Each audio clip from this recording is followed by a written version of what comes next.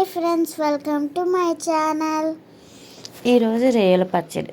రొయ్యల పచ్చడి చేశాక లాస్ట్లో కళాయిలో ఇలా కొంచెం వేసుకొని ఆతృతగా అనేది తినేసాను. రొయ్యలు ఒక పావు కేజీ తెచ్చుకున్నాను. నీట్గా క్లీన్ చేసేసి వాటిలో ఉన్న ఆ నల్లగా ఉన్నది కూడా తీసేసి పక్కన పెట్టుకొని ఇలాగా ధనియాలు, జీలకర్ర, లవంగీలు, ఇలాచీలు ఒక 2, దాల్చిన చెక్క వేసేసి దోరగా వేయించేసుకొని కొంచెం చల్లారాక వీటిని అనేది నేను మిక్సీ పట్టేసి పక్కన పెట్టేసుకున్నాను. మనం ఈ రొయ్యల్లో కొంచెం పైన చూస్తే నల్లగా ఒక గీతలా ఉంటుంది కదండి, అది తీసేసుకోవాలంట. నాకు తెలియదు, ఎప్పుడు తీయకుండానే వండేసాను. ఈసారి పచ్చడికి తీసుకోవాలి అన్నారని నేను నల్లగా ఉండేది మొత్తం అనేది రొయ్యలది శుభ్రంగా తీసేసి క్లీన్ చేసి నిమ్మకాయ తర్వాత పసుపు కూడా వేసి శుభ్రంగా కడిగేసి నేను పక్కన పెట్టుకున్నాను. తర్వాత ఇలా ఉడకపెట్టేసుకొని చూసారు కదా ఎంత తెల్లగా మెరిసిపోతున్నాయో రొయ్యలు. అసలు నల్లగా అనేది ఎక్కడా కనిపించట్లేదు, ఏదో ఒక్కటి ఉండిపోయింది ఫస్ట్. అదే చూస్తున్నాను. బట్ అంత ఇది లేదు, 1-2కి ఏమవ్వదులే అని లైట్ తీసుకున్నా. ఇలా ఉడికిపోయిన తర్వాత కొంచెం బ్రౌన్గా వచ్చే వరకు ఇలా వేయించేసుకొని తర్వాత ఇలా కళాయిలో ఆయిల్ వేసుకొని రొయ్యలు ఇలా బ్రౌనిష్గా వచ్చే వరకు మనం వేయించుకోవాలి. నేను కొంచెం పెద్దవి తీసుకున్నా కాబట్టి కళాయిలా కనిపిస్తున్నాయి.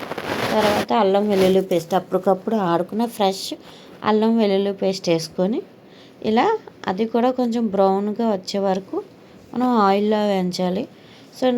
ఆయిల్ ఎందుకు నొరగొస్తుందంటే అది పల్లీల ఆయిల్ కాబట్టి పచ్చడి కోసం అని చెప్పి. ఇలా బ్రౌన్గా వచ్చేసిన తర్వాత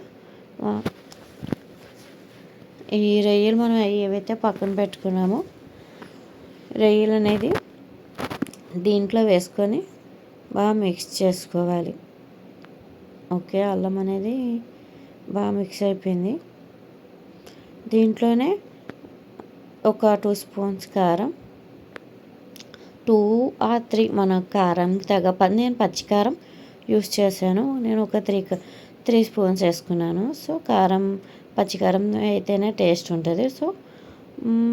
దాని తర్వాత మీకు కావాల్సిన ఉప్పు, కొంచెం రొయ్యల్లోకి ఉప్పు వేసుకుంటేనే వేడి అన్నంలో తినడానికి బాగుంటుంది.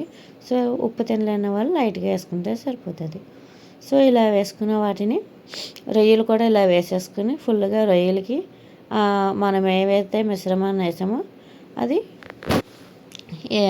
శుభ్రంగా వాటికి పట్టేలా కలుపుకొని తర్వాత మనం ఏవైతే మిక్సీ పట్టామో ఆ ధనియాల పౌడర్ అదంతా ఇలా ఒక 2 స్పూన్స్ వేసుకొని 2 or 3 స్పూన్స్ 4 వరకు వేసుకోవచ్చు.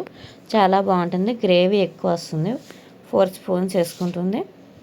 ఇలా దగ్గరగా అయిపోతుంది. ఇలా అయిపోయాక మనం పొయ్యి అనేది ఆపేసుకొని చల్లారిపోయాక ఒక గిన్నెలోకి బాక్స్లోకి కానీ తీసేసుకున్నాక లేకపోతే దాంట్లోనైనా తీసేసుకొని నిమ్మకాయ పిండేసి ఒక బాక్స్లో వేసేసుకుంటే మనకి పచ్చడి అనేది రెడీ అయిపోతుంది, నిల్వ కూడా ఉంటుంది.